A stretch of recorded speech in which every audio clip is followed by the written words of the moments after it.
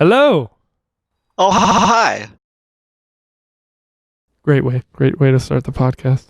I thought that was really good. I wasn't ready yet. God damn Hi. it. Why do you gotta ruin my intros? It's okay. Son of a bitch. Okay. Fine. I'm glad you're here. This is practice instead as opposed for when we get the game shed. Yeah, I'm glad that you're here and that you were just fucking around with me because it's a little scary. Not gonna lie. I know you're not used to my timing. Mm-hmm. It's okay, but we're gonna need to work on that. We're gonna need to fix that. You know, don't put the joint in the pocket. You know the improvs. Okay. We're here, everybody. Yes, we're back here. Without what is here? Where are we? I think the North Pole. Because I like to think that the sheds we talk in are like weirdly interdimensional. They're always somewhere different. Yeah. And they're never just, in the middle of some field, like, unless it's like an intergalactic field. You're blowing my mind, bro. Okay. All right. Well, what the fuck are we talking about? That's great. Yeah, well, let's just get right to it. This is, I guess you guys know and we don't. You have the foresight of knowing how long we took to talk about this. But as far as we can tell, this should be a shorter one than it has been the last few weeks. Watch it be 40 minutes, and then we'll just be like, fuck. What the fuck? Hey, that's okay. There's like no minimum for podcasts. Like. Yeah, but you'll look and be like, God damn it.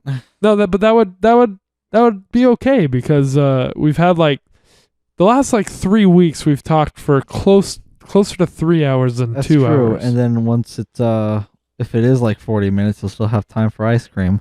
That's very true. We should speedrun this shit. Fuck it. Speed any percent podcast speedrun. Let's go. There we go. I'm gonna enter this time into speedrun.com. Do you actually want ice cream?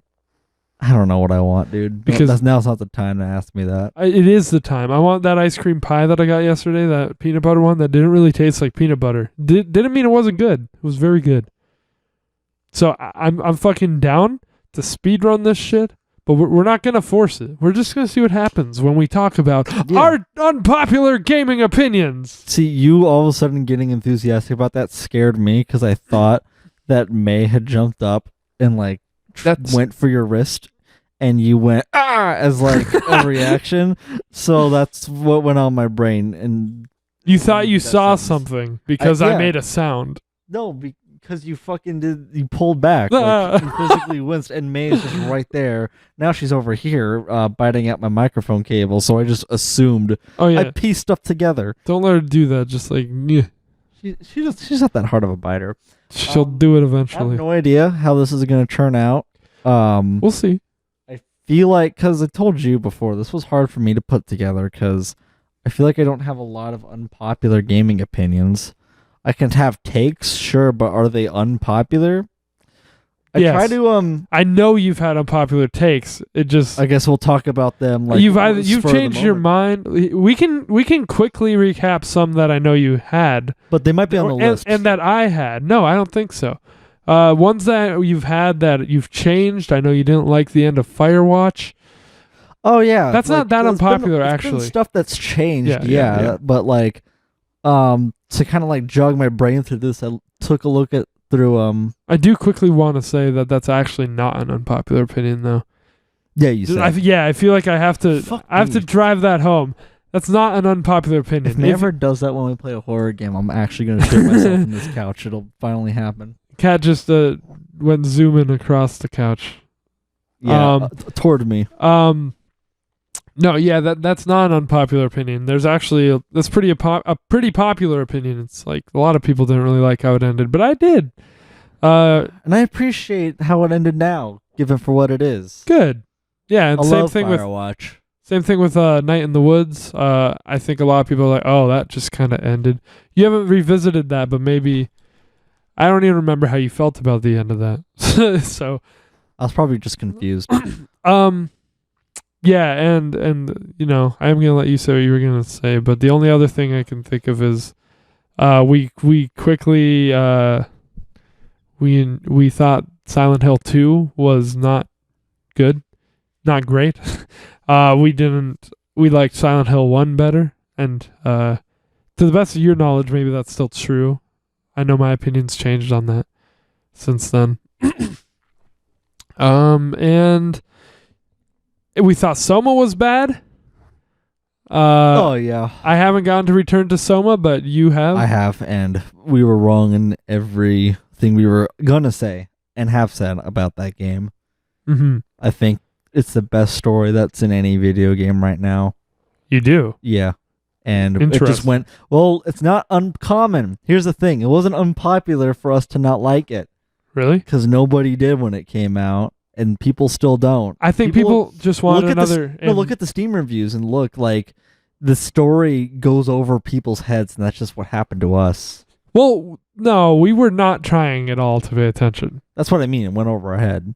But for some people, it does. And the game gets way too much shit than it deserves. I think we particularly, like more than most people, when we do a Let's Play, we don't pay attention to the story. Like, we're more like Game Grumps than like Markiplier, who like pays attention when stuff's happening. Like, that's just wasn't our thing. And it sounds like when you actually sat down on your own and played it, you took it in. Yeah, that's my aim to do while I complete games, is also take in as much as I can from them. And I haven't gotten to do that with that game. I want to say, I think people didn't like it when it came out because people wanted another Amnesia. Because it's by the people who made Amnesia. Yeah, and it's still what they do want. They want some big scary monster to come traveling after them, even though like they kind of forget what made Amnesia scary. Which is the whole psychological and ambient aspect. I think Amnesia's great. There isn't a whole lot in that in Soma, but the story is what is scary. Maybe and people don't pick up on that. Oh no! I just from what I remember, I can piece that much together, but like only in the way that it's got like similar themes to like 2001. Space Odyssey. Never thought of that. But yeah, I'm not going to pretend I remember more than I do about that game. But maybe the unpopular opinion is that you think that's the best story in gaming right now. Maybe, but if you actually like break it down and analyze it and we'll take it in while having an open mind, I feel like everyone would agree with me if they do that. Perhaps. I actually think Silent Hill 2 is up there now. But then again, I haven't taken all that in, but I do know that's a great story. Yeah, and it's hard to take in. Like Silent Hill 1, 2, and 3, I think, all of it. You just need to understand it more than we have on the channel. Right. Okay. But yeah, I just wanted to throw a few of those out there. But what I was going to say quickly was that during this, to get this list together, I was jogging my brain, going to some subreddits like Unpopular Opinions, mm-hmm. The PC Master Race, mm-hmm. The 10th Dentist, which, by the way, has more unpopular opinions in it than r/unpopular opinion. I don't even know what that is, but okay. It's, when people are like, 9 out of 10 dentists. Oh, yeah. It's the 10th Dentist. Okay. That was actually pretty cool. You should check it out. I'm just going to talk about it right here really quick. You just wanted to announce where you went? The thing is about that subreddit is like, you downvote it if you agree, and you upvote if you disagree. Okay. So it's like the opposite of all of Reddit. Okay. So that's pretty neat. But anywho, I didn't really find a whole lot there that I was like, that I was you agreed with? Oh, I guess I have that unpopular opinion. Or like, I disagree, but apparently that's popular. So that was a little tough. I think not liking Life is Strange is an unpopular opinion. I don't know how you feel about it now, but indifferent. I'm on the same page as you. I used to like it a lot more, but I don't think it's complete trash. And I used to like it a lot less. Yeah, so we both kind of evened out there. Until I've taken it in, and then I'm just like, I think there's genuine merit to it. Okay. And like, then to some of it. And then the things that there aren't genuine merit to, like it's kind of so bad it's good, if we're being honest. You can make some pretty funny Let's Plays if that's your intention with it. But I was just looking. I pulled up our Shed playlists to see if there were any other games on here that we didn't like or that we did and then found out we were in the minority. And I don't know. I think we kind of covered it. So, if you want. I think May sensing my energy. She came over here and now is just chilling. Let's get on with it. All right, cool. Sounds good. Get on with it. All right. So then how are we going first with this? This is obviously kind of the least not prepared, but like I prepared. Least structured. Sorry, I'm rubbing my cat. I just made a noise in the mic. Oh. Like, what are you doing over there? Like okay. how half of this is just us talking about your fucking cat. Yeah. Okay. So, well, she's being cuddly. I'm going to try to do time codes for this episode, but we'll see if I do or not. Okay. So I'm gonna say, I'm gonna start. We both have 6. Apparently, we have 6. So I said 5, 6. and then you wrote a 6. You wrote a 6 one. You also had an extra one. Yeah, and here it is.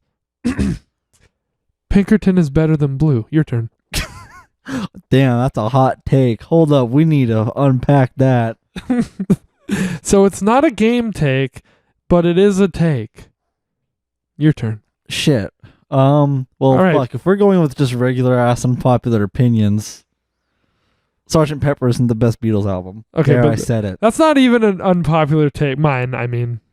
Oh, and it's double very down on split. that. It's double down on that. If you like Revolver, you're not unique. It's one of their best albums. Quit acting so special because it's your favorite. Okay. Enough said. It's great though. Probably my second or third favorite. Yeah, people actually are pretty split on Pinkerton or Blue when it comes to Weezer. Okay. But yeah, well, I was just like, what's up? Quick. I had that written down for the meme, and when you said you had 6 opinions, I was like, ha, so do I. So it's your turn.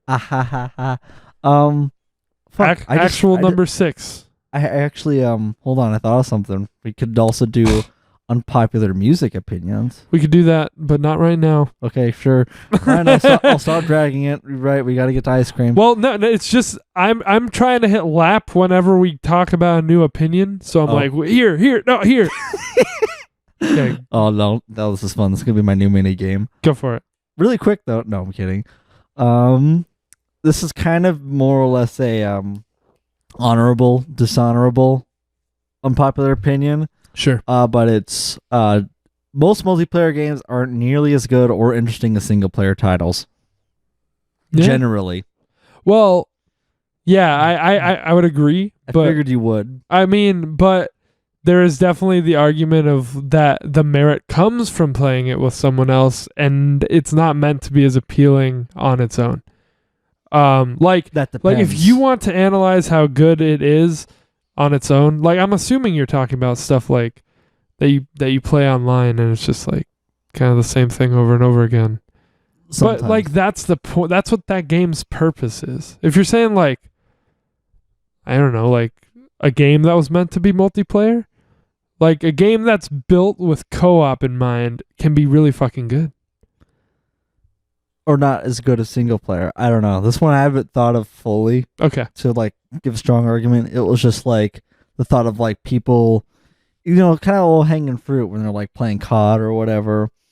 Mm-hmm. And they talk about those games, and I kind of roll my eyes in my head. I'm like, being that fucking kid, like single players are better. It's just because I have no friends. That's why. No friends to play with. Is that what you wanted to say? Yeah, that's all I had to say, guys. Are you joking? Huh? Are you joking, or is that really what you had to say? Oh, I don't know. Because I wanted to say, like, there's, like, that's why it's always been hard. And, like, when, like, Normal Boots did Madness for shit like this, it was, like, a multiplayer versus a single-player game. It's always, like, because, like, that's the point. Like, Mario Kart, it's great. How am I going to put it next to fucking Mario Odyssey? Probably Odyssey is going to win and I'm talking Mario Kart 8 because that's the one I enjoy. May, you're fucking crazy. Enough. Odyssey is going to win if I'm the one answering because I prefer single player experiences. But that doesn't mean Mario Kart 8 does not serve its purpose and very well if I pull it out in a party situation. Now an interesting angle for this discussion, because I would think Mario Kart would win when you compare it to Odyssey. Weird. Well, because I think Odyssey's multiplayer experience versus their single player experience. Well, okay. Well, here's the thing. I want to switch this out quickly, and say that it doesn't have to. These games are just synecdoche. I think I used that word right. Synecdoche. I think I used that word right. I don't know. They're supposed to represent. They're like supposed to represent the whole. Like, it's a part used to represent a whole. That's the definition of that word, so I think I might have used it right. I'm saying you could put any game in these places. Any multiplayer game that you think is great, and any single player game that you think is great. You're not actually comparing Mario Kart 8 and Odyssey. For you, it could be your favorite multiplayer game and your favorite single player game. I think I'm comparing what is this game as a single player experience versus it as a multiplayer experience. Mm-hmm. And how well did those compare to each other? Mario Kart could honestly be either. And in my case, I was talking about Mario Kart 8. I think for Mario Kart, it's only an upgrade once you have people. It can be more challenging without a person because those bots can be fucking death sometimes. But it's not fun. Circuit. Yeah, but you're not. Yeah. Smash alone? I've never understood the appeal of that. Okay, here's a side unpopular opinion. Single player Smash, I think, sucks. I think that that's a segue to my next. I do like classic and adventure mode on Melee. I really like adventure mode on Melee, actually. I agree. But yeah, the point of Smash is to play with friends, kind of. Yeah. And the appeal of single player Smash for me is that you keep unlocking new characters, and I get some rush out of that. So for me, then eventually you don't. So I think overall, I want to say this. I want to say that overall, a good single player experience matters more and affects me more than a good multiplayer experience. Yeah, I agree. No, I stand with you there. Like your favorite game is Dark Souls, right? Sure, today it can be. Or it's Dark Souls or Spider-Man, but like I don't think when we did our top games you put any multiplayer games. I mean, you put TF2. And Minecraft could be multiplayer. But like those two were your top. Like I think Minecraft is pretty even in terms of multiplayer and single player. Like Portal 2 as well. I think they're both pretty even. Maybe single player a bit more because it actually has a fully realized campaign. Yeah. But if Portal 2 is co-opted, then it'd be fucking same. Yeah. I think for Minecraft example, you have so much versatility with that. It's not like, it can do dumb shit like you can on Gang Beasts and Fall Guys and all that, but it can be whatever fucking game you want to at that point. Or it can just be the regular single player experience but hanging out with friends. Now that, I think, is better than both of them. I think if you have a single player experience but you can just be hanging out with friends and it doesn't detract from it, like, just gonna throw it out there. If, like, you're playing Silent Hill and then your friend's not really into it, and so he just takes out guitar and just starts fucking around. Stop. I thought you were gonna say Doki Doki is a great example of like you can just have that on and play it for someone who's never seen it, and they're basically experiencing it as much as you. Yeah, or you get to watch them experience it like how you did the first try. Yeah. That's pretty great. Same thing with Undertale. What I did want to say quickly about this before we move on, we should not talk about each of these for too long because we've got a bunch to go over. Well, it spawned an interesting conversation. Yeah. Of like this example. This could be its whole own podcast. That's what we're gonna realize about each of these.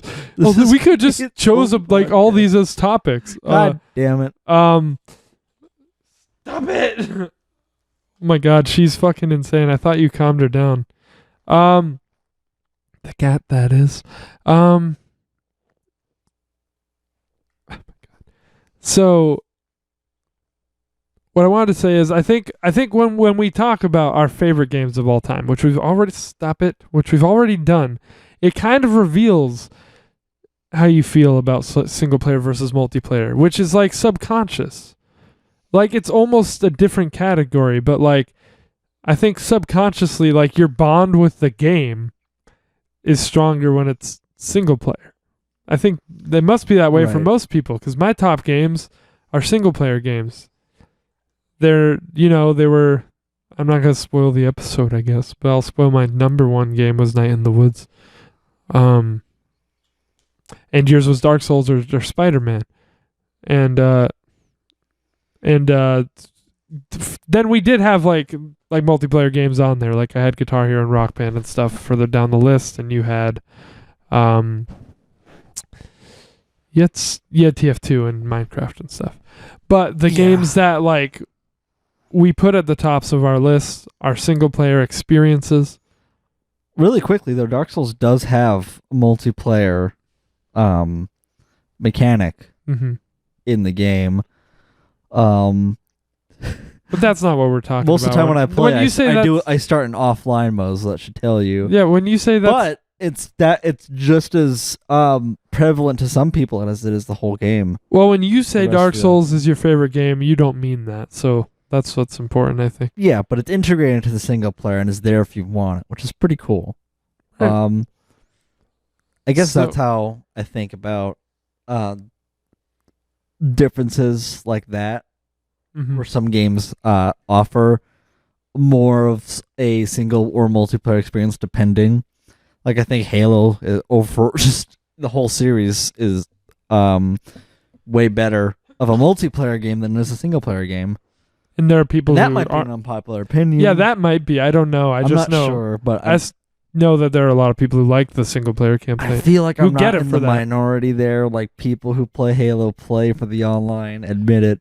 There are definitely people who play it for the story, but I just don't know the percentage because I haven't done my Halo research. At least it's there, you know. I think a lot of games could benefit from having a single player in there. That's not just multiplayer horde version. That's what the Halo campaign is. It's the multiplayer, but it's horde. You're fighting an endless swarm of aliens as opposed to as opposed to different players really quickly, right? Back from one another. But horde games are also really good.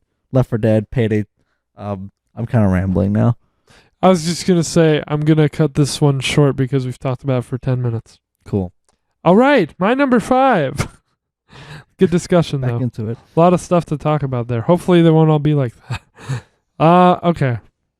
So my actual first opinion. Oh, fuck. He's actually trying to go to 40 minutes, guys. God damn it.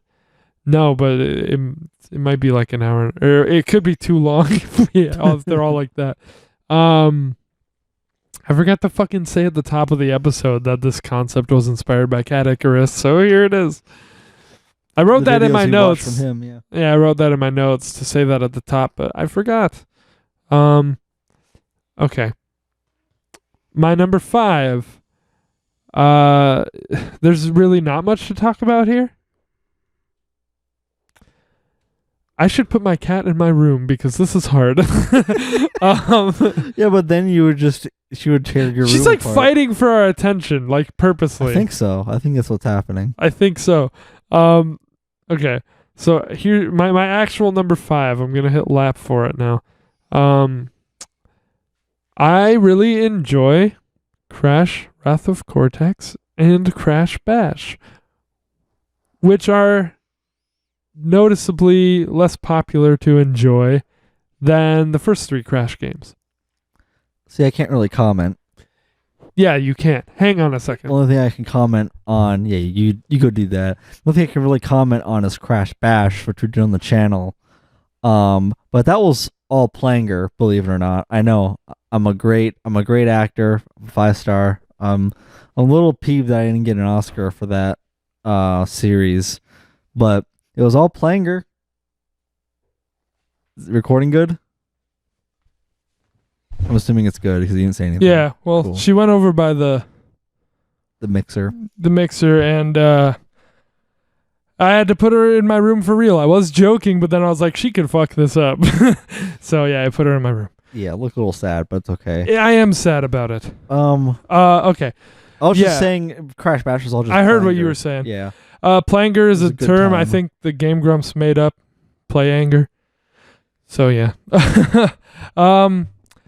There wasn't much to that. I grew up with. I'm Chris Stuckman now. I grew up with Crash Bash Grew up with it. and Wrath of Cortex. So maybe it's nostalgia speaking, but I've played Crash Bash as recently as when we did it on the Game Shed. I still fucking love it. And Wrath of Cortex, it's been a little longer, but I'm pretty sure I'm just going to enjoy it as much as I enjoy Crash 3, because I kind of always have. And the really unpopular part of this is, like, if I'm being honest with myself and everyone else, we'll see if this changes when we get to that game on the channel, but I think I enjoy Wrath of Cortex more than the first two Crash games. That's a very unpopular opinion. I guess I'll just have to see if and when we do Wrath of Cortex. Yeah, that's extremely unpopular to say. Like, that's blasphemy. But I just always really loved Crash 3, and I liked Crash 2 a lot too. The first one, I think everyone agrees the first one could be better. But that's kind of my take on that. And I lumped this one in here. It's my only other one that's like this. Is that I enjoy Sly 1 more than I enjoy Sly 2 and 3. It's my favorite Sly game, and you did play Sly 1. Yes. Yeah. And as you can see, 2 and 3 bring a lot more to the table. And they don't do it badly. I just love Sly 1. Like, it's got a special place in my heart. I think, like, it's great for what it is. You can beat it in, like, 2 hours. Probably less, like, if you're a speedrunner or some shit. But, like, I get a lot out of it. I'm never disappointed by it. I could play it yearly. I kind of do play it yearly. Well, Sly 2, where they were trying to You played like the back half of Sly 2. You played like the last 2 chapters, not even half what of were it. they trying to what was the clockwork parts. Clockwork. Yeah, those are the clockwork parts. Yeah. And they reassemble them and stuff. And I think I like Sly 1 and 2. So All about equally, but you don't like 3 as much. no, I don't like 3 as much. I think 3's always been my least favorite. They kind of go down like first, second, I really third. like what 2 did with You didn't with experience the, 2 in full, we should say, but yeah, but I like what they did with the conclusion, I think. oh yeah. Like that was wild. You were there for that, yeah. It was a good old It was like it was like a TV season finale. yeah, it was like shit. That's actually like It's they made some changes and went away where like lots of movies or games would be afraid to. yeah, and it's for kids, like the series is technically. So it was like, damn, like that's really cool. And then they incorporated it nicely into 3. I also really enjoy 3. The Sly trilogy is one of my favorite gaming trilogies ever. So I'm not, shitting on any of them. I've always enjoyed the first one the most, and I know that the first one, everyone thinks like, yeah, it was good, but then they built on it and it got great. And I'm like, I just really loved how basic the first one was. Yeah, I agree. It's my favorite one. All to the point and straightforward. Great. Yeah, and I guess back on Crash for a second, it could be nostalgia. It could be nostalgia for both of these points, honestly. They were some of the first games that I played and beat completely as a kid, and I used to play Crash Bash with my grandpa all the time, which was hilarious. So yeah, that could be the case with both of these points, but that's how I feel. If anyone watched us, I would get a lot of flack for enjoying Wrath of Cortex more than the first 2 Crash games, and for thinking like that 3 and Wrath of Cortex I are feel like if anybody watched us in general, they would have a lot of flack. We'd get a lot of shit. Yeah. I Yeah. feel like I would get more shit though. Because like Caddy kind of had his unpopular opinion about enjoying Wrath of Cortex and Crash Bash, and he just thought they're all right. Like, and that seemed unpopular. I'm like, no. Those are some of the best ones. Like Crash 3 and those 2 are my favorite Crash games, I think. So There you go. Sly 1 everyone loves, but it's just they think the other ones are better. Anyway, I won't ramble anymore. Your number 5 that is... That point is exhausted. Wow, it's already almost 9. Time is weird. Your turn. Number 5. So my number 5, I guess you already hit the lap thing. I did. Just bluntly, I don't like fighting games. Fighting? Yeah. I thought you said finding games. No. It's like when you go to a store or when you buy them online. I love finding games. Or like games where you find Nemo or where you find like I Spy. Okay, you're talking about... Damn, I guess you do too because you were playing Let's Find the Joke. Yes. You were playing that together. So you don't like fighting games. Like what? Like Street Fighter? Yeah, Street Fighter. I've never played it. Well, okay, no, I have played Street Fighter. You like Brawl? I mean, I played Street Fighter for the first time recently, quote unquote. It was pretty fun, but like pretty much how I would imagine like any non or casual gamer would view Smash, where they would just be like, that was fun to play, like, you know, that one time at that party. Yeah. Well, like, you know, pretty tipsy.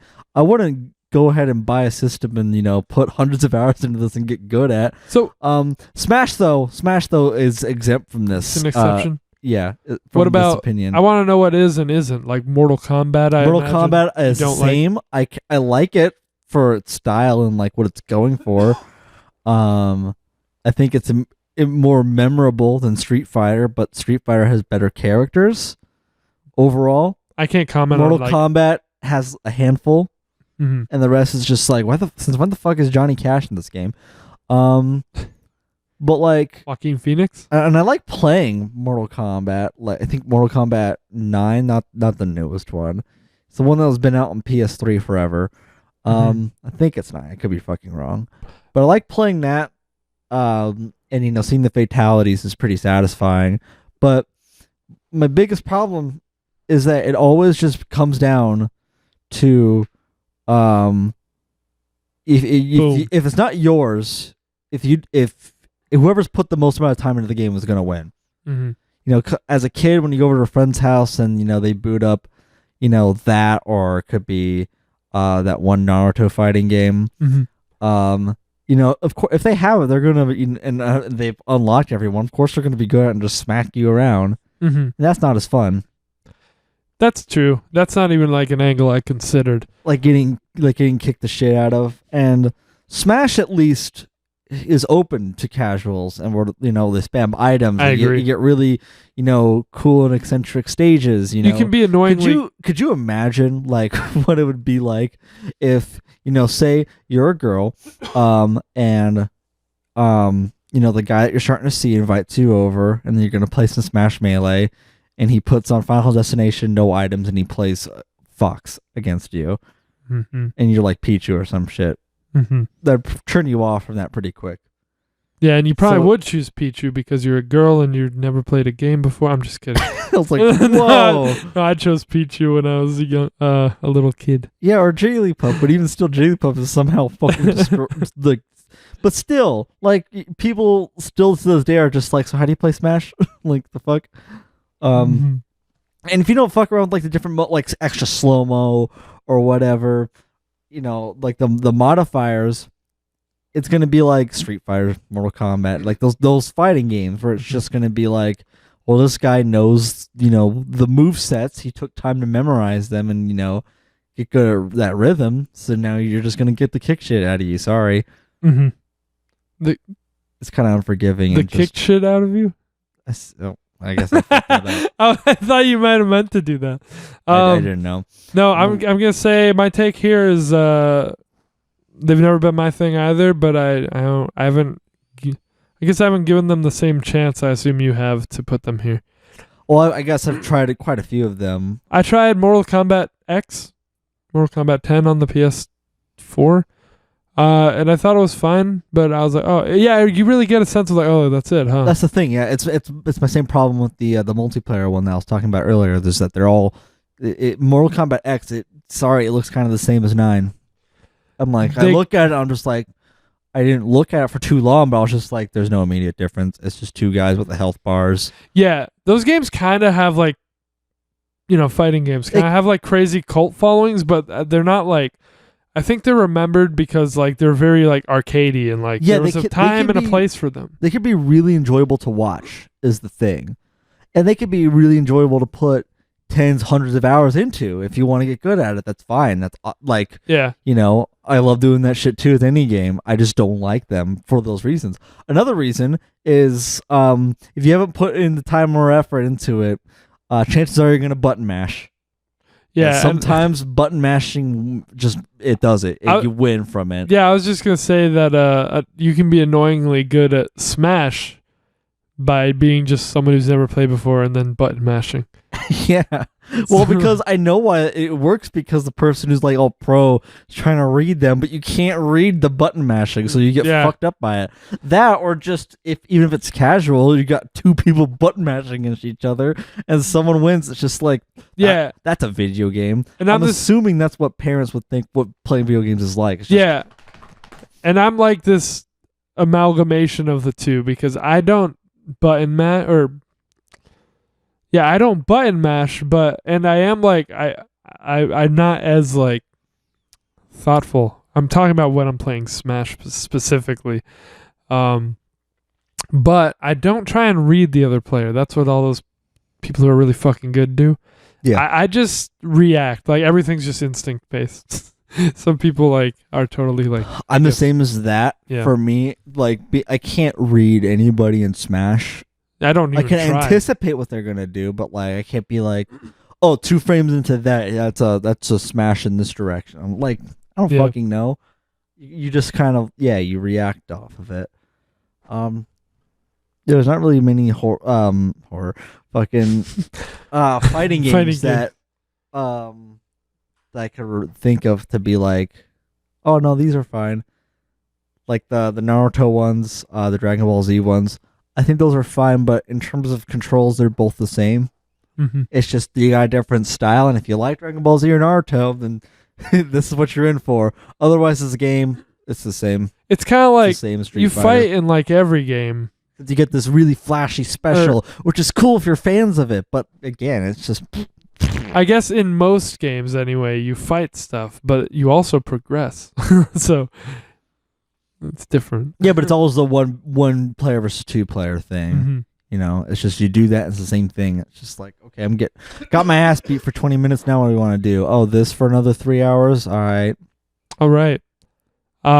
So move on? Yeah, we're good. That was it. Is that what I needed to? My number 4. Your number 4. I'm gonna note that this could change. But as it stands, and also like, I guess I've got a handful of shit you can't even comment on, so mine are gonna go by pretty quick.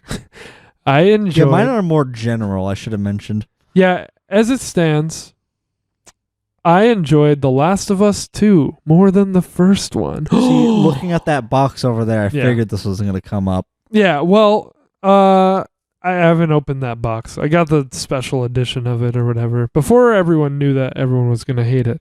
I pre-ordered that shit a long time ago.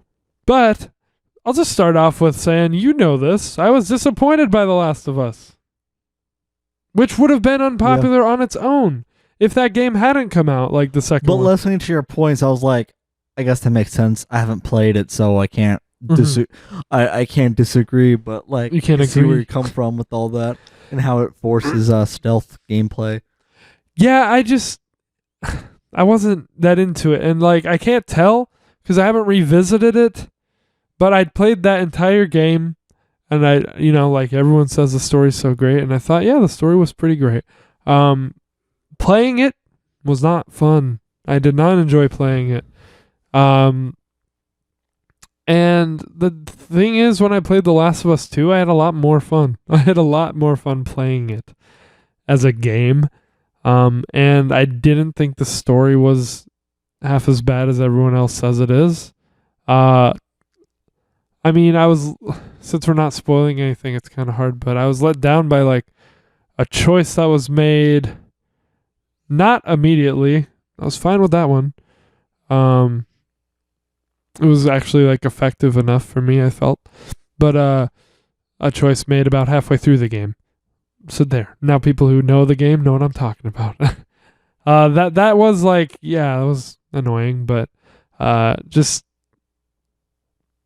being able to enjoy playing the game meant more than like anything the story could have done for me, I guess, because I was just legitimately annoyed most of the time when I played the first game.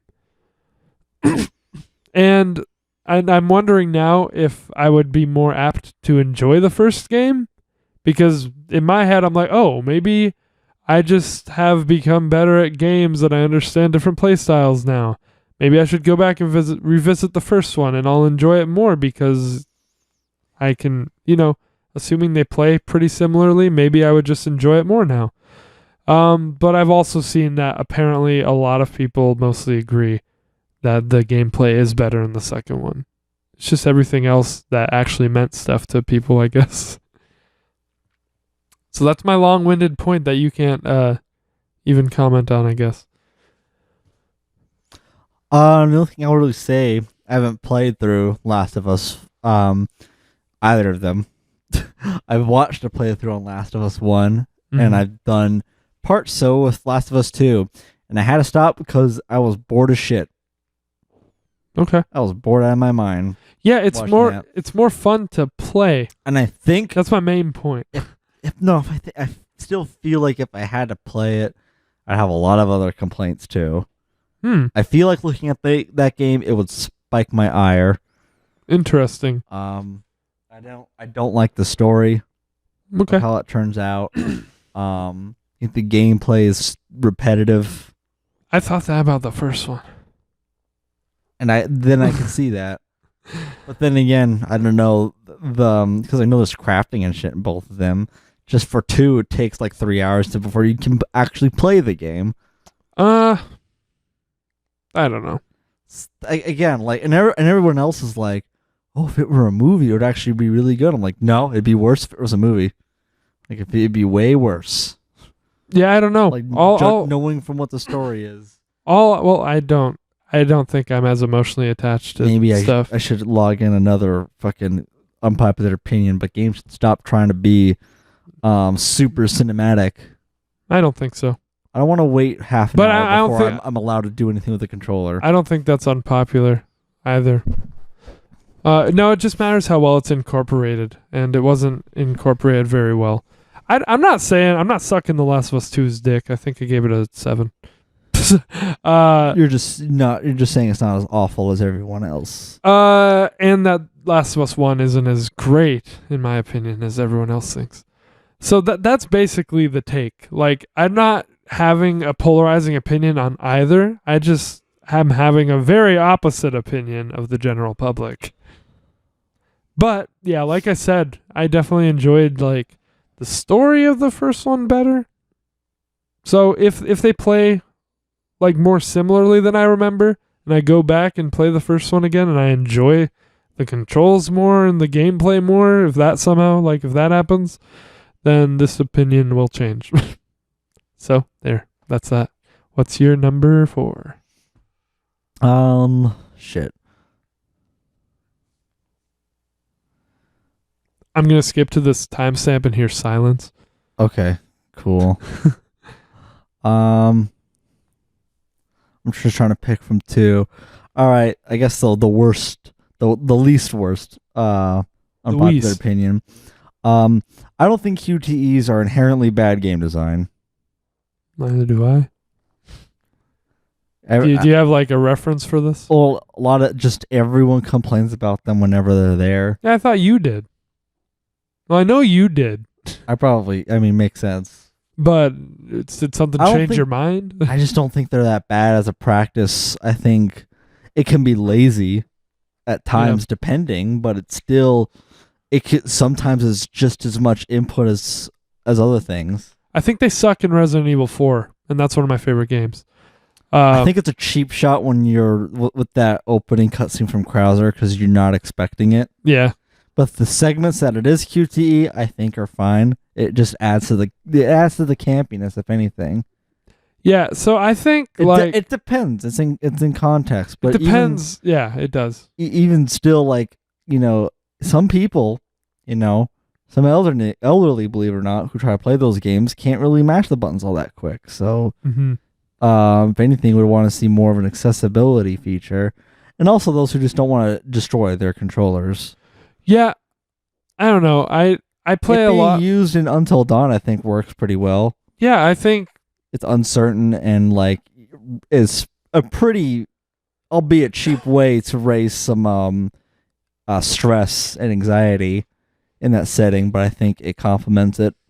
I think it depends on the game and the context for sure. Like I think that sometimes it can immerse you, which is totally unpopular to say because people think that's the problem. Like, I'm not immersed because I'm pressing a button. It's like, well, how else will they immerse you in something that would otherwise play out as just a cutscene? I think it's because the game acknowledged itself as being a game. Just like, you know, if there's voice lines or it shows somewhere a tutorial, but it's like, you gotta put something like that in there at some point. Unless you just assume that everyone has played a game and has played it the same way. Yeah, it does just depend on context. Right. So you didn't have any like concrete examples for what you think a good and a bad one are? Oh, I just said I think Until Dawn is a pretty good one. What do you I mean, I think they're annoying in Resident Evil 4, but like, yeah, not all of them, just some of them. Sometimes like when you out of nowhere, yes. When you need to like climb, when you need to like run from a boulder, I like it. I don't like how they like put the like, now change to this at the last second, because like that'll get anyone the first time. Yeah. And like I guess it's because like you jump at the end, so change the button prompt. But yeah, the one that you mentioned, the Krauser cutscene one, is notoriously bad. But like when you're button mashing to climb up, like when you're hanging from a ledge and you have to button mash to climb back up onto it, that's fine, I think. Yeah, I think it's done well there. In the lesser cutscenes of RE4 and Until Dawn, I think they're poorly done in Tomb Raider. I haven't played Rise of the Tomb Raider. So this opening scene, and you could just cut out the quick times. It's like, I don't mind if they're there occasionally, but if it's like a whole like, you know, almost rhythm game type of thing where it's just like, great, now do this another 4 times. I think because it's basically, imagine the huge set pieces in Uncharted, but put QTEs for every action he's going to be doing, like, you know, leaping off of a truck on a scaffolding or whatever.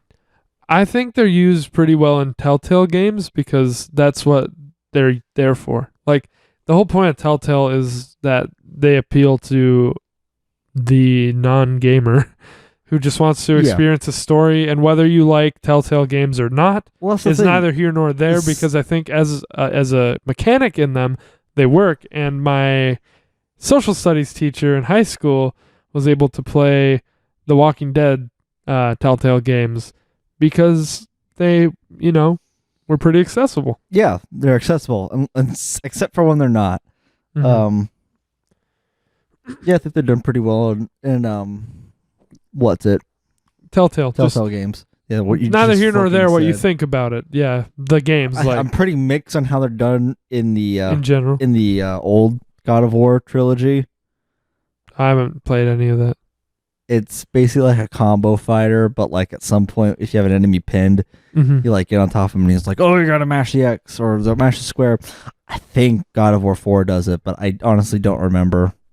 So I guess the QTEs, the good QTEs, are the ones that you don't really remember negatively. And the best, they're just like, God damn it, like where you felt robbed from it, like that fucking cutscene from RE4. And the best QTEs are in Rock Band. All right, or in any rhythm game. Yeah, yeah. So I don't know. There's probably something else to be said there. I think it's done well in Wind Waker.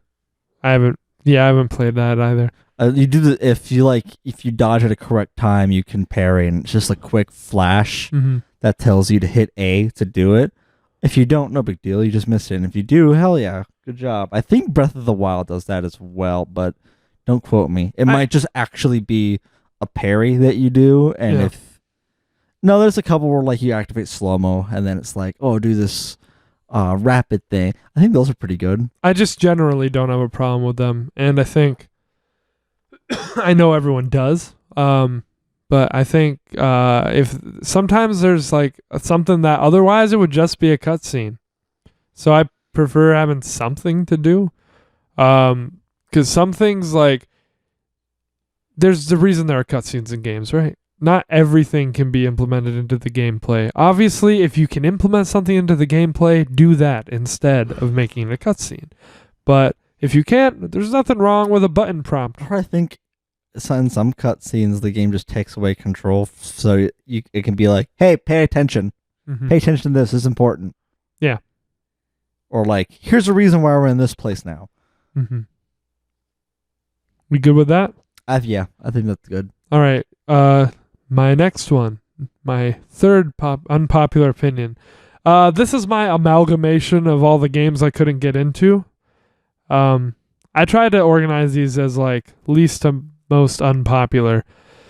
And these are all really unpopular opinions I'm about to spout out, so we don't really have to cover them in detail. But if you have questions, I couldn't get into Zelda, any of them that I've tried. Halo, any of them that I've played. Final Fantasy VII, the remake or the original from what I saw. I didn't try that one myself. I saw Anza play it. I did try the remake. Couldn't get into it. Ape Escape 2, I guess, because that's the only one that I've played. And that one's documented. I mean, I don't hate it as much as I came off like I did, and I can totally see why people... I want to say I can see why people would like all of these. Even Ape Escape. First-person shooter games, pretty much just in general. There are exceptions. Online or not. Pokemon Post Emerald / Post Game Boy Advance. And Animal Crossing.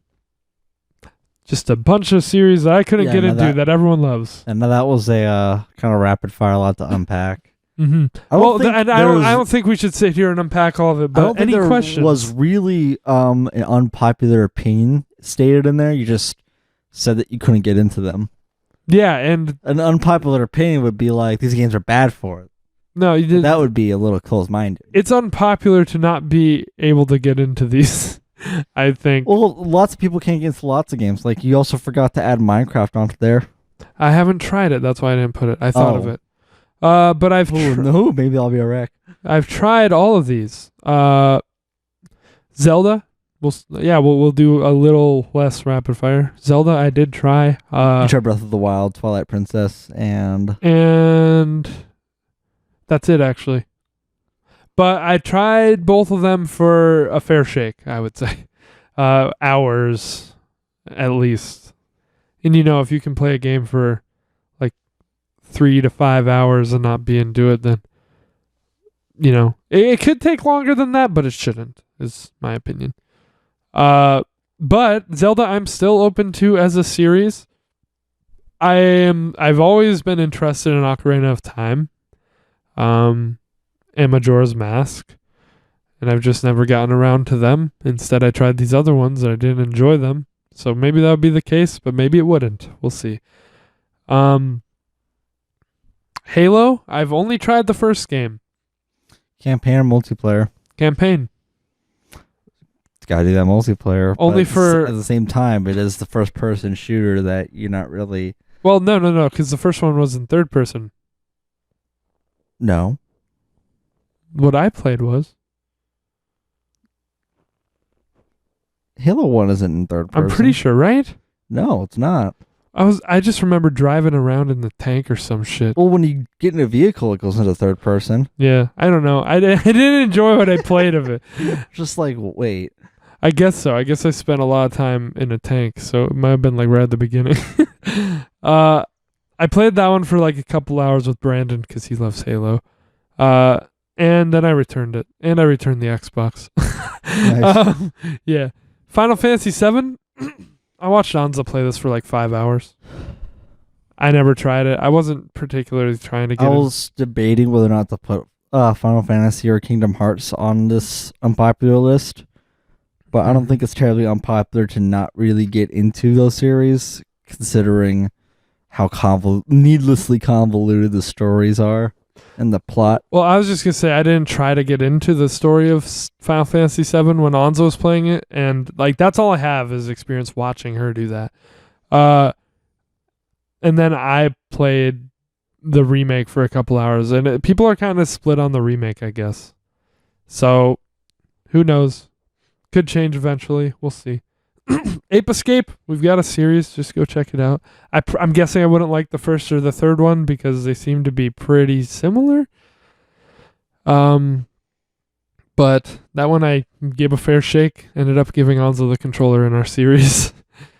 Jump was on the trigger. That's all you need to know. Jump is on the trigger. Platformer or jump is on the trigger. First-person shooter games. I mean, I like Resident Evil 7. That's the obvious, like, sore thumb here that I enjoy. But I did prefer it in VR when I could look at things to shoot instead of actually having to aim with first-person control. Still is first-person shooter. Yeah, it is. But straight up, I prefer, like, looking at it than actually controlling it.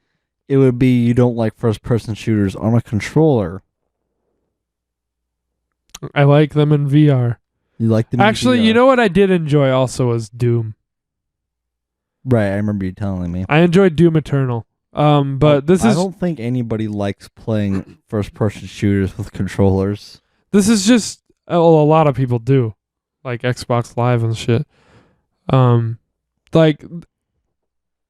Yeah, I can't even go into it too much on this. It's just like I am kind of turned off of a game when I see it's first-person shooter, and I prefer third-person shooter if I'm going to play a shooter game, I guess. Well, then you like Tomb Raider because it's third-person. I might like it. I haven't played it. Yeah, Pokemon post Game Boy. Post Emerald. Yeah, post Emerald. Pretty unpopular opinion. I don't get why I'm the only one who has this opinion because I'm not saying people have to agree with me. I'm just saying there's such a big drop off that you think there'd be enough people who see it as like, oh, that's when they changed. And I'm a purist or some bullshit. Like, I'm not elitist about it. I just don't enjoy the shit that they added after this. I like Black and White, and I like X and Y. Mm-hmm. And I hear good things about Sword and Shield, even though I was pretty apprehensive given Sun and Moon happened. I've given them all different shakes after Emerald. I played most of Platinum, and I just didn't find the will to finish it. And then Black and White I didn't play. X and Y I played about half of. I've also done Diamond and Pearl. Yeah, and Platinum was more than I have Black and White. Platinum was the special game for that generation. So, I just, I thought it was okay. And then I have no desire to ever go back to it. The closest thing I've come to enjoying a game of Pokemon after Emerald was when they remastered Ruby and Sapphire. And I played the remaster of Sapphire, I think, to the end. But I'd still probably just boot up the original if I wanted to visit it again. Sun and Moon, I turned it on, picked my starter, and turned it off and never played it again. So that's not a very fair chance I gave that one, and I'll say that out front. Outright. You're not missing much. Outright, yeah. So you did the same with Let's Go Eevee. Yeah, but I would be interested to do that. We should actually do that on the channel now that you're back. Animal Crossing, I gave this one the fairest of shakes among everything here because I played it every day for like 2 weeks because that's the point of it. I just never saw the appeal. It felt like chores. Like I was like, why? That's what they talked about in Madness too, or just go to work. Chores. Yeah. Again, I can't really say this from experience. Right. I could say with my prolonged exposure to Animal Crossing. Right, and I only played New Horizons, I gotta say. I could see myself getting into it. Yeah, you like stuff like that. I think it would be a bit of a curve for me, like not enjoying it. Then I'm like, oh, I'm getting stuff. Oh, now I can terraform. That's how it's supposed to be, I guess. Oh, now I can customize shit. You can customize stuff and like as much as you would want, and that I think would be the biggest appeal for me. Right. I'd be like, I can have a whole music room that I wouldn't be able to have here in LA. But you can't use it. No, but you can. Like, even in the in-game universe, you can't use it. But, like, example, wouldn't it be cool to, like, design, like, your favorite albums and, like, put it all, like, all around the wall? Yeah, but I'm never going to sit in that room in the game. Like, I'm going to do that in my house. I don't know. Same thing. It kind of strikes the same strings that Minecraft does for me. It's just like, oh, it'd be cool if I could do this. Oh, no, I do this and all that. Get creative and all that. But again, I haven't played New Horizons, so I have no idea what that experience of getting there is actually going to be about. I just got my first copyright claim on one of my songs, so I'll have to check out what that's about. Well, okay. That's crazy. I think it might have been because I have the song copyrighted, but we'll see. You copyrighted yourself. Yeah, we'll see. Good job. I have actually tried to get into another Animal Crossing game. I haven't tried any except the new one. It's the one on the GameCube, Population Growing. Mm. I kind of want to get back to that. Just for me, might be better as a completionist. I've kind of got. That's a terrible game for a completionist. Oh yeah, no, I'm not going to complete it. No, I'm just saying I've got a pretty long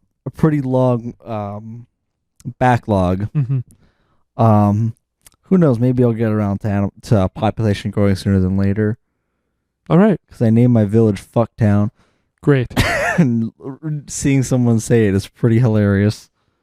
I'm good on that point. If you want to go to your number 3. Cool. I forgot that I had points I got to talk about. Yeah, you do. That almost went out for quite a bit. Did it? Okay, so number 3, and this is going to be the last general one. Okay. My last 2 are actually specifics. So are mine, I guess. Or I don't know. If you can well, we'll see. All right, go for it. Number 1. Okay, so number 3. This one should be short. Microtransactions aren't inherently bad. Okay. And I thought you were gonna say they are bad. I was like, are you kidding? That's not unpopular at all. Yeah, no. Like that's the thing. I feel like everyone loves to shit on how bad they are, but in reality, how consequential are they? Depends on the game. I would argue. Yes, if it's EA Battlefront, if it's pay to win, if you can make it pay to win, of course. Yeah. Yes. Okay. So state your case. Otherwise, I'm gonna say, sure, they can be annoying to see over and over again, and it kind of floods the market. But if it's cosmetic, who gives a shit? Mm-hmm. It's just that way of the developer making a little extra change. And in my view, if you go out and buy keys or buy those skins, even off of a community market, you're supporting the developer. To me, it's just a disappointment thing because before games could be online and before all this extra shit that they could add after the fact, you unlocked a lot of cool shit. And there's just a lot less of that now. It doesn't mean they can't put that in games. They just don't because they opt to make you pay for it. That's true. I haven't thought about that angle, but I guess I'm referring to mostly multiplayer games. Mm-hmm. If there was a paywall for cosmetic unlocks, I'd be a little miffed at that. Mm-hmm. But like Spider-Man doesn't, thankfully. You can unlock every suit in the game just from playing it. That's great, and that's except for the stuff that's locked behind DLC, but it's DLC, so that's why people were so happy about it's not just that. Whatever it is, CTR, the remake when that came out, and then they were like, "We're gonna add stuff that you need to buy," and everyone was like, making a facial expression. Yeah, it doesn't carry, but like everyone was just like, God damn it, because like the classic game obviously didn't have that, right? And games like the new Smash, like you can buy more characters. Melee, you unlocked all the characters. Brawl, you unlocked all the characters. Like It's just, it gives an opportunity to kind of take away more than add, and to just do that with this paywall in place. But I'm not going to say that they're inherently bad either. But I'm also not prepared to argue my case of good examples. I just think that I do agree that there's nothing wrong with the developer making more money, unless it is, something like EA where they don't need it. If it's like an indie developer, then I usually opt to support them anyway. Like we paid, I think we both paid for Doki Doki, even though it's free. I don't know if you did. I know I made sure he got money for it.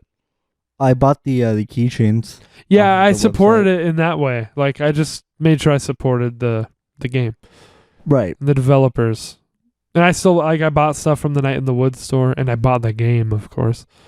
I like to support indie developers, but a lot of times, you can also buy the soundtrack to support them too. And I guess a lot of the times it's not indie developers who are putting in microtransactions, but I'm sure there are examples. I'm sure there's plenty of examples. I just don't play a bunch of those games that would need them. If they're cosmetic, I don't care. I don't think they're bad. Mm-hmm. It can be annoying to see them on a lot of games where it's just like you see real life money. Example, I know Minecraft actually started doing that because Microsoft bought them out. Right. I don't think anyone... But it's just like, there's a whole bunch of different versions of Minecraft anyway. I'm not going to play anything that's not Java version. Fuck off. Fuck out of here. I don't think anyone would disagree, even you, like... I'm doubling down really quick. That's fine. I'm double down. The people who are fans of Minecraft that say, like, you don't shame anybody for liking this version. No, Java version's the best. And you're just sad that you're stuck with Pocket or Bedrock. I can't comment.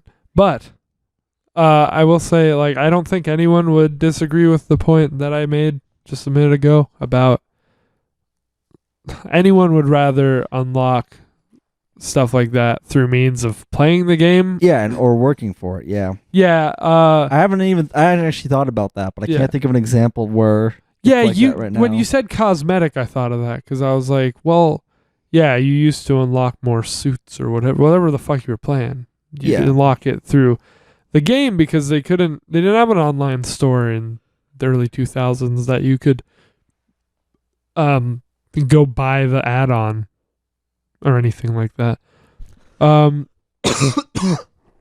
Like in Rock Band, I don't think there's any problem with them making you pay for more songs.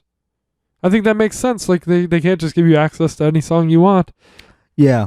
Because they're all copyrighted. And they pay for the rights for those songs, which means the band, hopefully, it's probably actually the record label, but someone's getting money I would classify for it being in the game. I would classify that as DLC rather than a microtransaction. Unless you count that. I thought microtransaction is umbrella. I thought so, but DLC I think is fine because you're paying for more content. Yeah. Okay. No, those are the better type of microtransactions.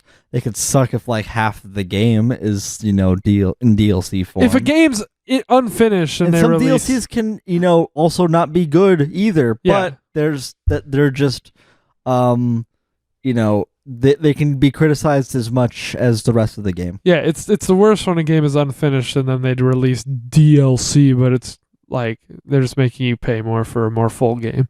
But that's not an unpopular. It should be free DLC. Yeah, that's not an unpopular opinion. So I'll do my next one if we're done there. Yeah, we're good. Okay. We're not getting ice cream tonight. Okay, my next one says you. Let's go to Target and get some Ben and Jerry's. True. My next one is very unpopular, and you're gonna disagree with me too. I think PT is a bit overrated. And doesn't even qualify as a game. I haven't played it firsthand. I need to note that. I plan to one day. I have not either, and I'll note that as well. Yeah. I plan to one day. I really want to add it to my collection since I've become quite a Silent Hill fan. But I've just got to say, I do think it's a bit overrated. And I think it's this is such a bad comparison to make, but it's kind of like when Kurt Cobain died right as soon as Nirvana got really big, and they're just like remembered in this like untouchable light. And it's kind of like PT got canceled right as soon as people were like, holy shit, it's actually really good.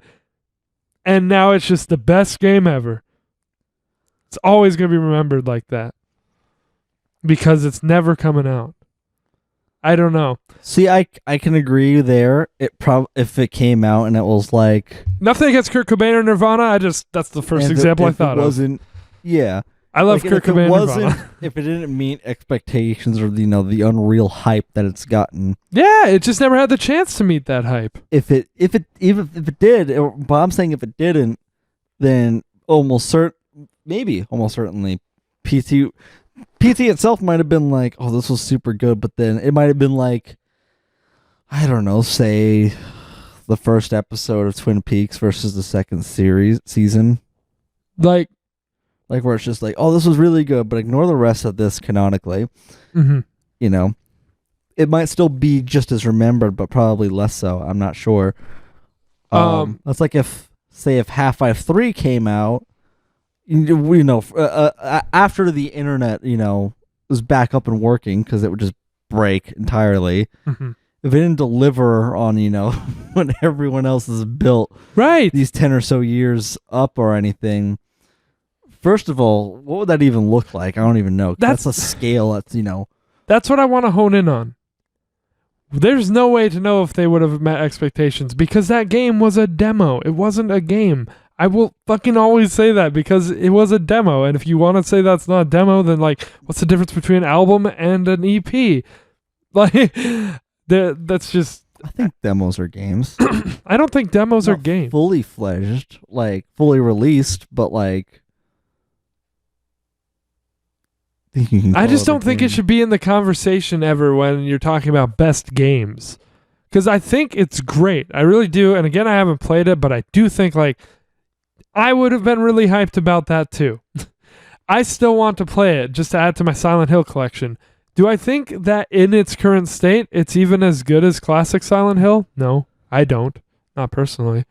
Well, I think when you could contextualize it, you're trying to get rid of its definition of a game, but when you look at it isolated, like how you have to now, it could be a regular game if you get rid of the whole it's a demo for Silent Hill 4, not 4, another Silent Hill game. You just took it as it is.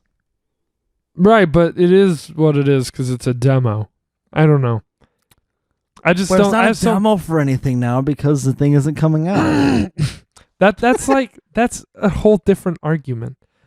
I mean, it's not. It's like I said that I don't think it's a game, but that's like a wordplay argument. Well, because you're trying to find what it is to be a game. I think it's a demo.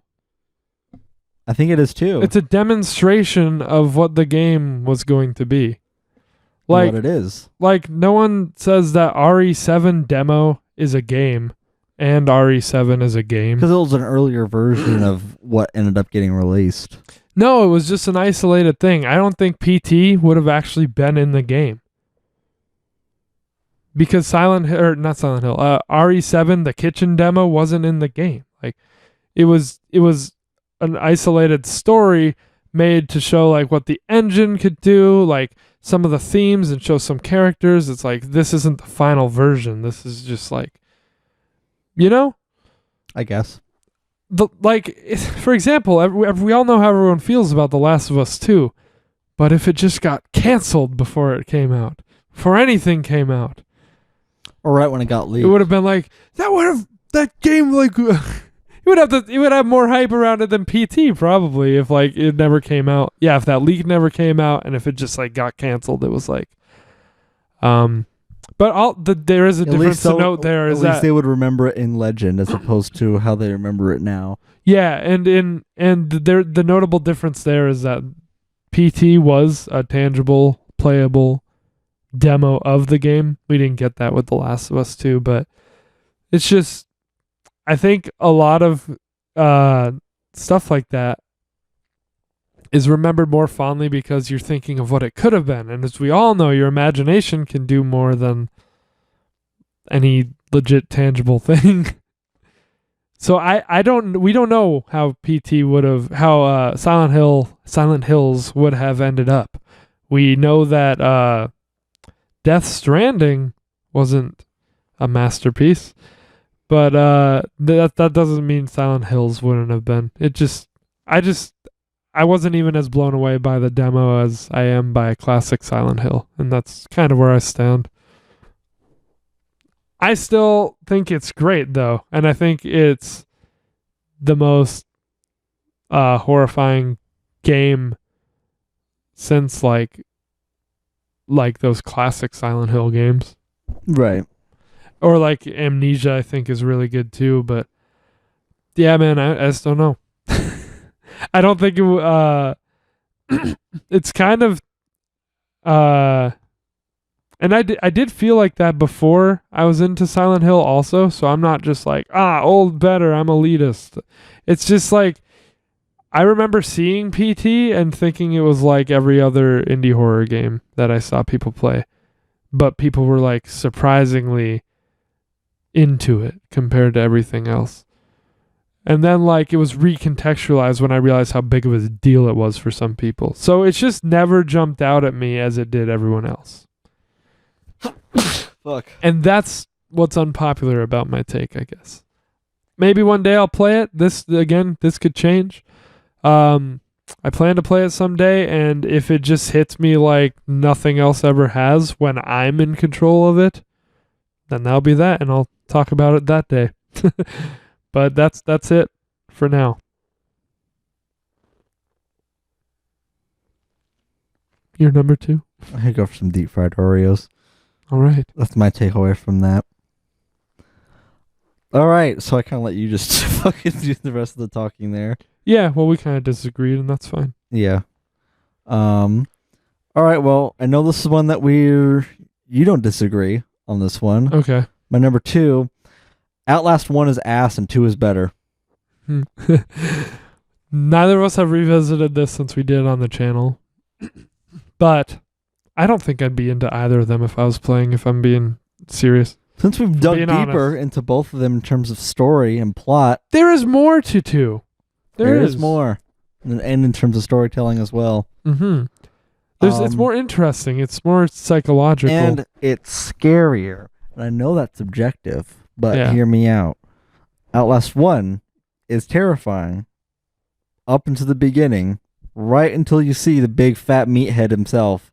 Then after that, it's the fucking same until you get that one Doctor dude without the pants. Well, it's the whole game. It's the whole game. It's being chased, the game. Well, yeah, but once you see the guy that's chasing you, Mm-hmm. it's over. The game blew its load. It came too quick.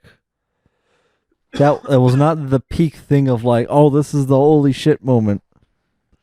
I guess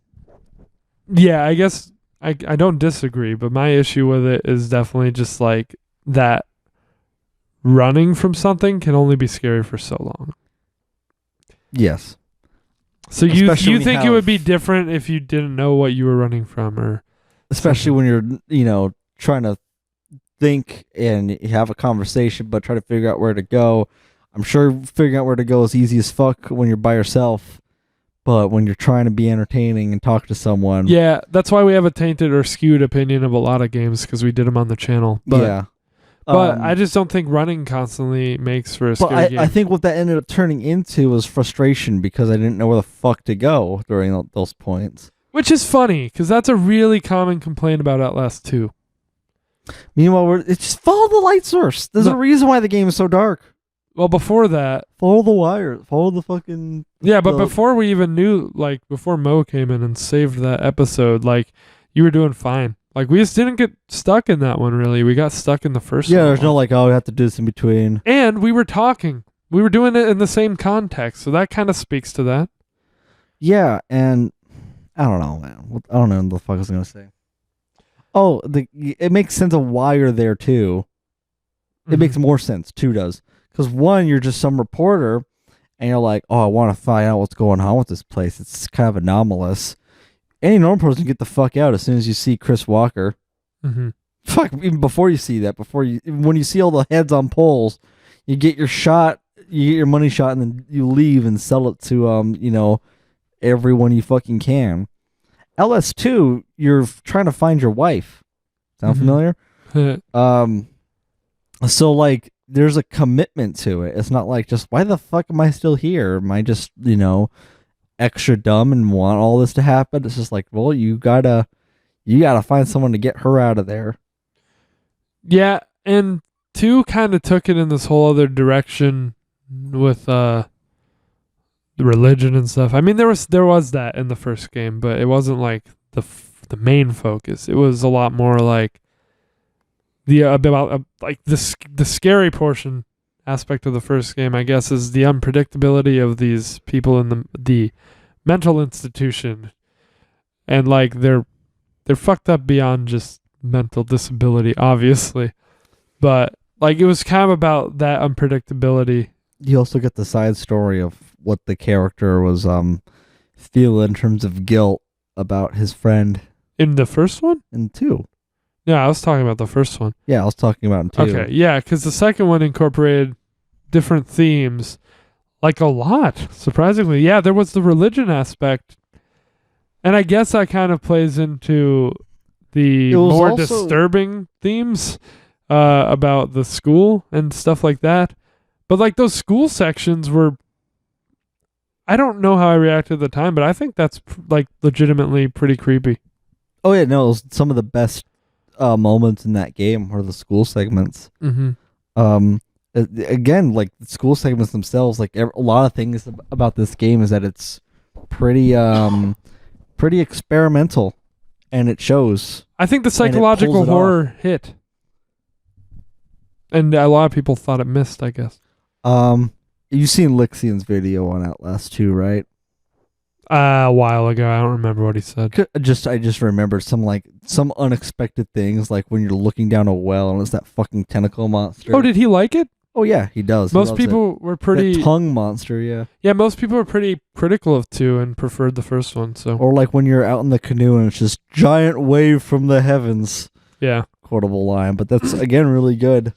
It's a super great moment of the game that you don't get from 1. Yeah, I don't really get that disconnect, but we were able to experience them both for the first time. Blind Let's Play. The monsters aren't scary in 1 either. Yeah, I agree. So it's just naked dudes with fucking. Oh, and then it's what is it? Muppet faces. And then Black Smoke was lost. All right. Meanwhile, you get that one dude in fucking Outlast 2, the Oh yeah, the guy who dances with towards the rolly arms, that. When I first saw him, activated like all kinds of shit in my brain. It was really the what the fuck am I looking at? Fight or flight, because he's doing. Yeah, mostly it was just it was an uncanny valley thing because he's really dancing at you, and you're like, I want to die. That's safe, but like he looks scary. What the fuck? Like if a game, like you don't really see it in games or just in horror in general, where you get like it sends you a what the fuck is this? It's like that's how to make the audience feel like what the fuck am I looking at? Mm-hmm. That's a whole other type of getting scared, mm-hmm. where you don't know what you're looking at. All right, that's enough of that point. My turn. Yeah. Well, we're already down to my number one. Same. So we went too long to get ice cream, but we went much shorter than we've been going. Damn. No matter how this is going to end. Okay, so my number one. I don't even want to spend time on this one. You know it. I know it. It's only at number one because of how strongly everyone else feels about this. Hi, I'm James. I prefer console to PC. I feel like that's got to be the top for anybody who likes console over PC. Yeah, I mean, because I didn't even think about it. And then I was like, oh, yeah, that's probably my least popular opinion. But I don't... It's just so... It's ingrained in my being. Like, I don't think it's consequential. But everyone else who likes PC has to disagree. They have to be vocal. I'll let you make your case. My case, there's the problem with my case is that there's an answer to everything of why you could just do it with a computer instead, but like I just don't want to get that into PC. I don't think it's that closed-minded to not want to jump around all these barriers instead of just have a console. Because of course, I like to sit on my couch and look at my screen and play it. So you say Steam Link, right? Well, I tried a Steam Link and there was delay. There's probably a way around that. I don't much Mo care was for offered that. to help out to Yeah. get rid of that delay. I don't much care for that. Because I have no problem plugging in my console and playing with my controller, which I prefer over mouse and keyboard. And I plug in my controller if I do have to play a game on the PC. See, now that's your real unpopular opinion. I don't think this was all I don't that know terribly about that. unpopular. Your unpopular opinion is preferring controller No, that's you. whenever you can. That's No. just you. No, it's not. Yeah, ask Mo. He plugs in a controller. For and what? and he's a PC player. A lot of people plug in controllers because they don't like to do the mouse and keyboard. Fuck, dude, that's the best part. Yeah, you are like a mouse and keyboard elitist. I don't get that. I know a lot of people who prefer to have a controller, even if they still are like PC master race. Yeah, so what the idea is you can emulate anything on a computer, so you don't need all these different consoles. It looks better, it plays better, it blah blah blah. I just don't care, I guess. I just really don't care. That's what I'm saying is I just really don't care. I don't care about the 60 FPS and the no drops in frame rate and the perfect, like, it looks so much better. Like, I didn't notice the difference playing RE2 completely, like completing it on my PS4 and then playing it on my my PC. The only difference is that Claire was nude. Like, well, there you go. There's your whole argument for PCs there. But then again, what is your monitor? Is it and just- Leon had a is it thong and just a 1080p and monitor. so did Mr. X. Sorry, what? Is your monitor just 1080p? Yeah, I think it is. Because you're not gonna notice a difference there when you're playing on a 4K TV and a 1080p monitor. Yeah, no, this TV I play on is 4K, but And it's just 60 hertz refresh rate. The Yes. monitor, that is. I could get a new monitor, and I want to get a new monitor, but I don't think that's gonna have me playing on my computer. I'm just pointing something out. Yeah, that's fine. I just don't like sitting in my computer chair and looking at a smaller screen. Like, I like having it on a huge TV. Dude, everyone can have their differences, and it's fine. You have everyone's entitled to how they prefer stuff. That's how I Just feel. don't go all of a sudden saying that. My opinion just is some outrageous bullshit. my opinion is not that console is better. It's that I prefer it. That's fine. Yeah, I just don't want to hear you say that it's better, you just don't either want. in hardware or You just don't want to hear me say I prefer it either. No, it breaks my heart, but it's fine. I get it. We're opposites in that. You prefer to be on the couch on a TV. I prefer to be on my chair, with all my LEDs around me. Yeah, I and can. my monitor. I can do whatever I want on a couch. I can lie down. I can sit up. I can spread my legs out. And the screen is just so much better. I don't know. It's like cinematic for me. There's all these reasons that I like it better. I do not get half the experience by sitting in front of a smaller screen, less comfortable. See, maybe on this setup, if the TV was smaller, then I would be like, no, I prefer it on a monitor so I can actually look up close and pay attention to details. Yeah, I don't know. And my LEDs now make or break the experience for me. I So need to have that shit in my life. I don't know. I didn't go too like deeply into it. I know, like, I think Caddy had this as his number one on one of his videos. Also, and his reasoning was that when, because he's a YouTuber, so he works on his computer, and then when he gets to his computer, it just puts him in the work set. You need to have work-life yeah, the work separation. mindset, and that's not my reasoning. So I guess if you felt the need to justify yourself that hard, then he had the better reasoning for it than I do. But I mean, it's just how I feel. consoles are easy. Mm-hmm. I'm never going to not say that about them. They're easier. They're a lot less hassle. You can just toss them in your backpack, plug them in, and bang, you're done. Yeah, and I also You don't. got 2 fucking cables. Man, that must be goddamn nice. Instead of having 20. Yeah, also for watching. I mean, I like having a nice PC setup. I just don't like gaming on a PC. Or like watching movies. I don't. Like, this is definitely my Well, couch. yeah, This is like my duh. movie watching experience. Well, a Well- lot of people watch on their computer monitor, don't you? I do, but not Yeah. by choice sometimes. Yeah. I don't know. I prefer to have a bed and a TV in front of me. That's the take. It's not even a big deal to me. And a blanket and a pint of ice cream. Yeah, it's not really the console people who are vocal. It's the PC people. That's why this is my number one. Well, see, the thing is, with us PC Master Race folk, we're an enlightened bunch, and we know that we have some of the chaotically good, I guess, people who are just chaotic about it. Mm-hmm. We don't like people who are chaotic either way. We don't like the people who are chaotic and be like, you should never buy a console because PC can do anything. Why the fuck do you need a Switch? PC's just going to emulate that 5 years from now. Bitch, I don't want to wait 5 years, and having a Switch is cool. Yeah. Like. So, yeah, that's it. I mean, you probably could have predicted that if you really thought about it. Yeah, no, I figured you were going to say something about that. It's the big topic. But, again, consoles are good. They easy.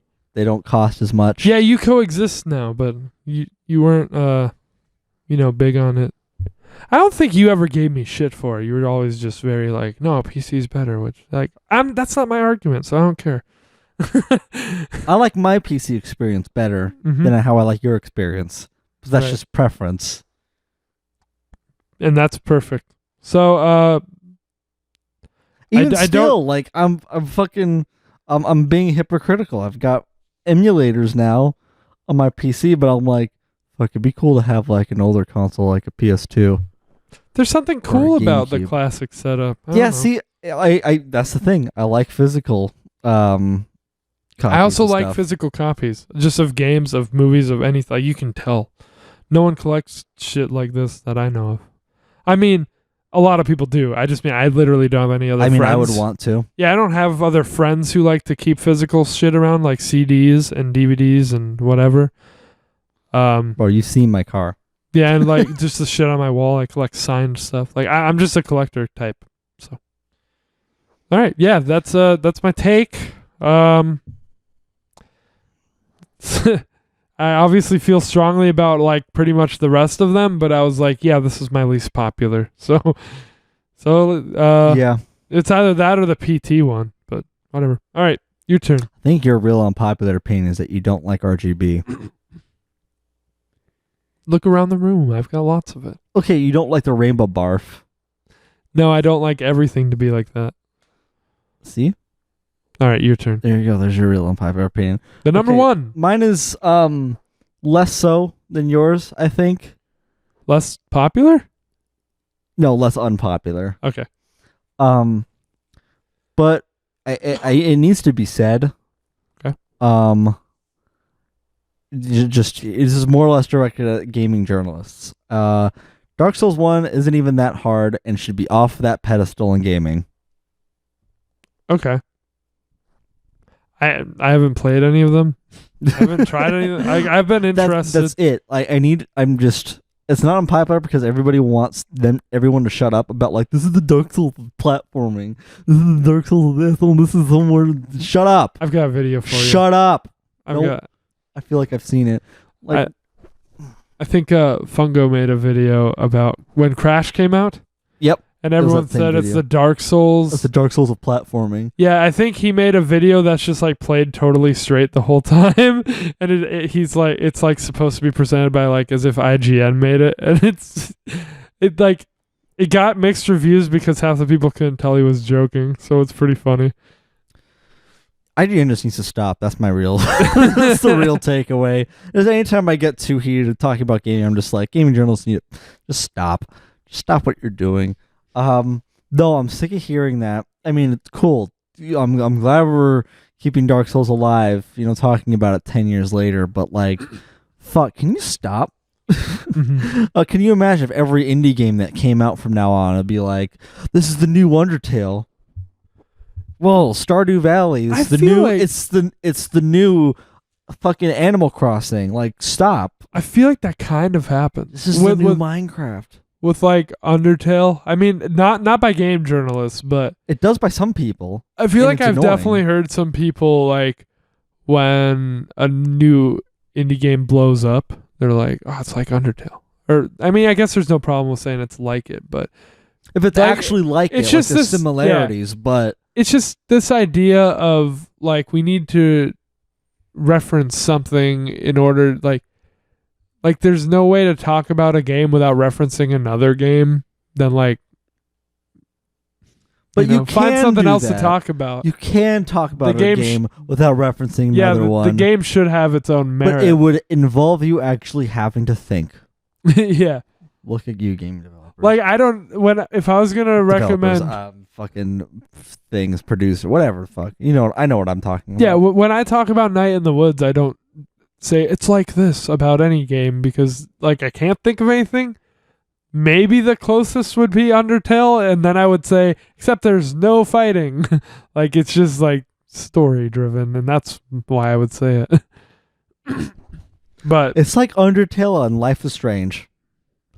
I guess, except I think it's done a lot better than Life is Strange. Oh, It did retain what I think was good about Life is Strange, which means the music and the atmosphere and the visuals. Sorry, that's not what we're talking about. No, you're good. I was just saying, and I was just gonna say the unpopular part is me saying, and I'm gonna sound like such a fucking Chad when I say Dark Souls 1 isn't even that hard. It's difficult, but is it difficult because of the game, or is it difficult because it's fucking clunky sometimes and that gets you killed? I'll need to play it. Answer is it's clunky as fuck. I've been interested to try Dark Souls. I don't know how that'll pan out. It's clunky, and a lot of the time, what to do is unintuitive. And at parts, the game is just fucking not fair to you. So your argument is specific to the first game? Yes, not the You- franchise. You think 2 and 3? Well, because and Dark Souls and 1 is like, oh, this is the hard one. Everyone says that Blank is a hard one, but truth is, your first Dark Souls is the hardest one. Okay, After that, that makes sense. it's pretty. It's pretty. I can't fucking think. Transferable. Mhm. These are transferable skills that you build. Right. Just a little different from variation from game to game. I played 3, my first one, and that was hard as shit. But as soon as I hopped on 1, I was cool. This is cake. Same thing with 2. Mhm. 2 is even caker. All right. Well, yeah, I would. I guess mine you could comment on. On this one, I can't say too much.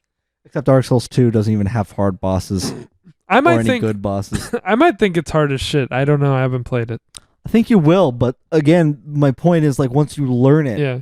I remember when you thought it was hard as shit. once you learn it, it's like, oh, okay, this isn't that bad. It's Mhm. basic, but like, see, there's no way of like actually getting your way up there without like a wall of a skill ceiling. Can we make our It's like not going into expert mode, Mhm. Rock Band, but like kind of like because it's not that pace, but it's like you have to get to there without ever touching that. right? I guess like it doesn't like build as much. The first boss is can still be hard as fuck if you don't know what you're doing. Once you get past him, then it's like a huge chunk of that Mm-hmm. skill ceiling is met. My question, So I guess it's like stairs rather than a ramp. It's stairs, right? That makes sense. and then like you kind of lean up. Sorry. Can we make our tagline for this podcast? It's so hard to listen to. It's the Dark Souls of podcasts. So we start every episode. Welcome back to the Shedheads podcast, the Dark Souls of podcasts. Thank you Dark for Souls of joining us. podcasts. Yeah, right. I kind of like that. Awesome. And we blow out the candle like how the fire fades. Yeah, we do. It's a good idea. Neat. It's good marketing. So we got we like the bonfire of a candle. Yeah. So as you can tell, I didn't have anything to say about Dark Souls. You can finish up your point whenever you're ready, and then we'll do Rex. I was just gonna say that same thing. It's like every game has a skill ceiling, and every game is challenging in its own way. Some more so than others. Many more than Dark Souls. Mm-hmm. Why it gets that label, I don't fucking know.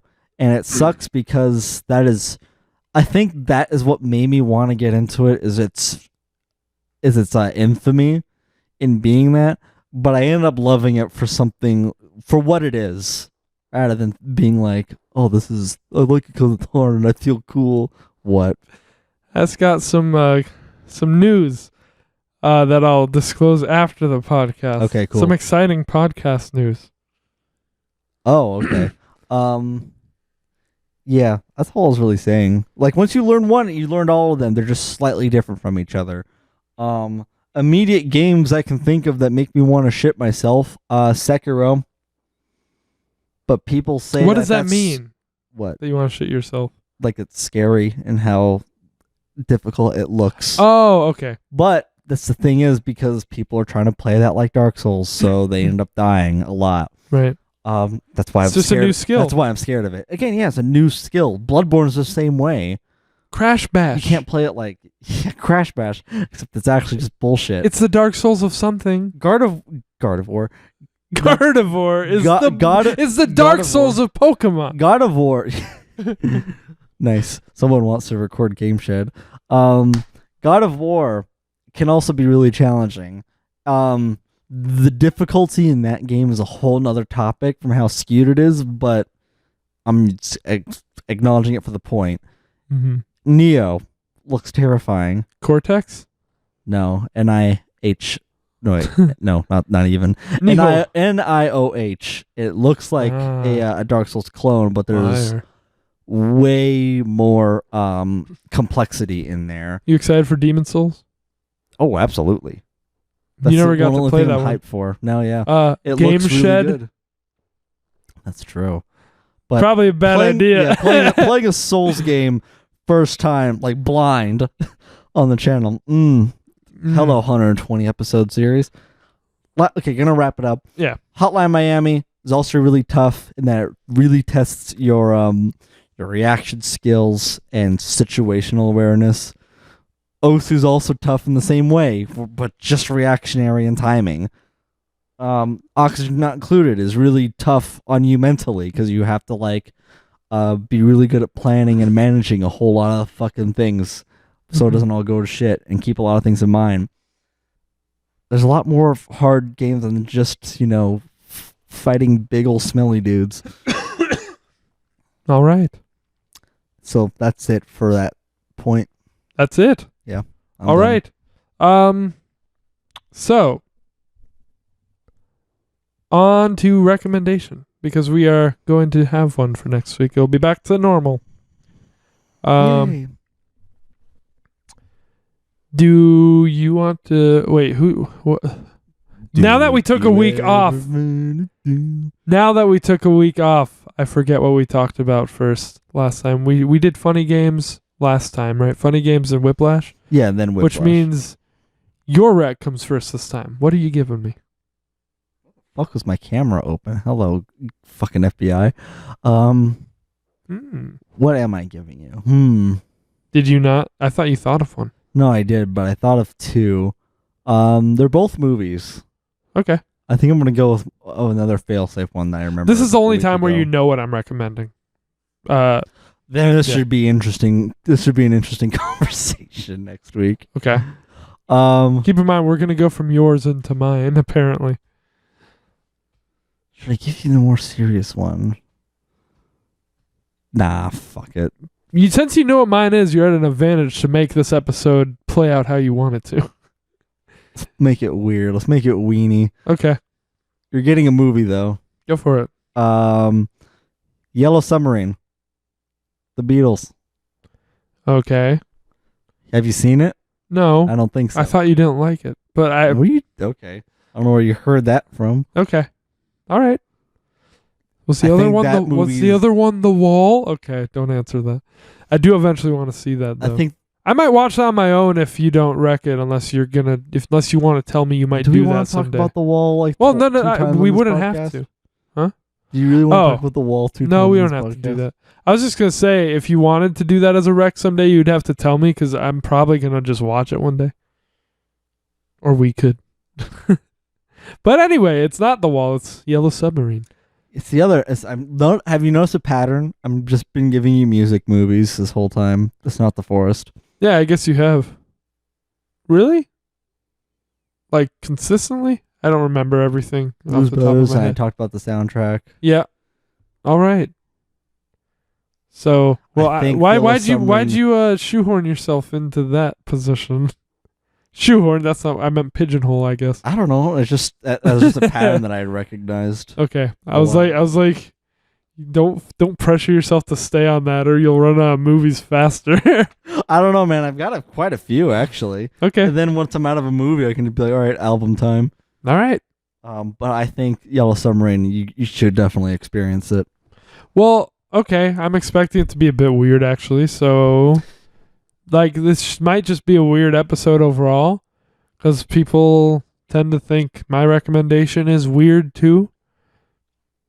Twin Peaks Season 1. We're doing it, guys. We're not talking about Penny Dreadful anymore. That was the original plan. Yet. To talk about... Oh, you want to someday? Maybe at some point. I don't fucking know. Yeah, the original plan I said a few episodes ago was that one of these days we would talk about both of these together, but you didn't want to recommend that anymore, at least at this point in time. So we've been watching Twin Peaks together, and I've been not able to understand what you think about it at all because we need to talk about it on the podcast. I've got a pretty good poker face now. Yeah, so you've got your opinions on it. We're like 5 or 6 episodes through. We'll be talking about it next week. Oh boy, that should be a doozy one. Then we can actually be excited about this again. Okay, cool. I was like, are you hinting at what you think about Twin Peaks? No, stop trying to analyze that. Well, you said it. Okay, we're talking about Yellow Submarine and Twin Peaks Season 1. And that'll be it. Cool. Sounds like a plan, man. Yeah. So I was just gonna say, and then perhaps the week after that we'll have a guest. Oh, a guest on this podcast. A guest on the podcast. That's never been happened before. We haven't done that before. So we'll see how that works. Yeah, we'll see how 3 people in here goes. It could be something to play with if it goes well. Time to double the length of these. Yeah, that's the thing. Having 3 recommendations. Fuck. So that's what we'll do. But as it is, that's it for today. Our shortest podcast in quite a long time. Kind of refreshing. But now I don't know what I'm going to do with the rest of the night. Now we'll be good. We just missed ice cream. Fuck it, dude. Let's get ice cream. All right. Let's blow out this candle. All right. You guys have a good night. Candle time.